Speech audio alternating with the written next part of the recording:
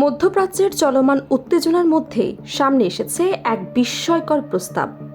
Iran যদি ভবিষ্যতে কখনো পরমাণু অস্ত্র তৈরির চেষ্টা না করার অঙ্গীকার করে এবং যুক্তরাষ্ট্রের সঙ্গে একটি চূড়ান্ত শান্তি চুক্তিতে পৌঁছায়, তাহলে ক্ষতিপূরণ হিসেবে পেতে পারে $30,000 কোটি। এমন তথ্য প্রকাশ করেছে মার্কিন সংবাদ মাধ্যম নিউ ইয়র্ক টাইমস, যা আন্তর্জাতিক অঙ্গনে নতুন করে আলোচনার জন্ম দিয়েছে।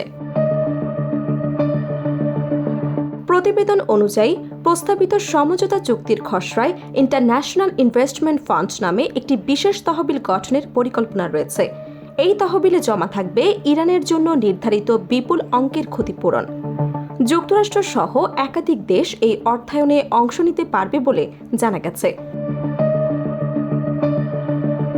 এদিকে ইরানের পরমাণু কর্মসূচি নিয়ে বিস্তারিত আলোচনা এবং একটি স্থায়ী শান্তি চুক্তির রূপরেখা তৈরির লক্ষ্য বর্তমান যুদ্ধবিরতির মেয়াদ আরও 60 দিন বাড়ানোর বিষয়ে আলোচনা চলছে। ইরান ও যুক্তরাষ্ট্রের প্রতিনিধিদের মধ্যে এ নিয়ে বিভিন্ন পর্যায়ে কূটনীতির যোগাযোগ অব্যাহত রয়েছে।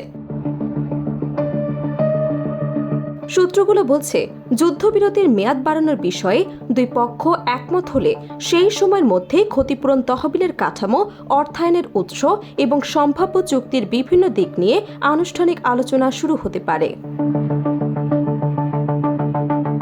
তবে যুক্তরাষ্ট্রের কর্মকর্তারা স্পষ্ট করে দিয়েছেন, কিছু গুরুত্বপূর্ণ শর্ত পূরণ না হলে এই ক্ষতিপূরণের অর্থ কার্যকর কোনো আলোচনা এগোবে না।